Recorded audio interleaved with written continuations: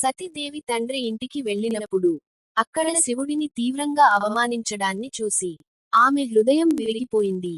నా భర్తను అవమానించిన చోట నేను ఉండలేను అని చెప్పి యజ్ఞాగ్నిలో తన శరీరాన్ని అర్పించింది. ఈ విషయానికి తెలిసిన వెంటనే శివుడు క్రోధంతో ఉగ్రరూపం దాల్చాడు. సతీదేవి శరీరాన్ని భుజాలపై వేసుకుని ఉగ్ర తాండవం చేశాడు. ఆయన తాండవం వల్ల సృష్టి నాశనం అవ్వబోయే పరిస్థితి ఏర్పడింది. లోక సంరక్షణ కోసం విష్ణుమూర్తి తన సుదర్శన చక్రంతో సతీదేవి శరీరాన్ని భాగాలుగా విభజించాడు. ఆ భాగాలు భూమిపై పడిన చోట్లే శక్తి పీఠాలు అవతరించాయి. సతీదేవి శరీరంలోని అవయవాలు, ఆభరణాలు, రక్త బిందువులు పడిన పవిత్ర స్థలాలనే శక్తి పీఠాలు అంటారు. పురాణాల ప్రకారం మొత్తం 51 శక్తి పీఠాలు ఉన్నాయి. కొన్ని గ్రంథాలలో 52 లేదా 108 అని కూడా ఉంది.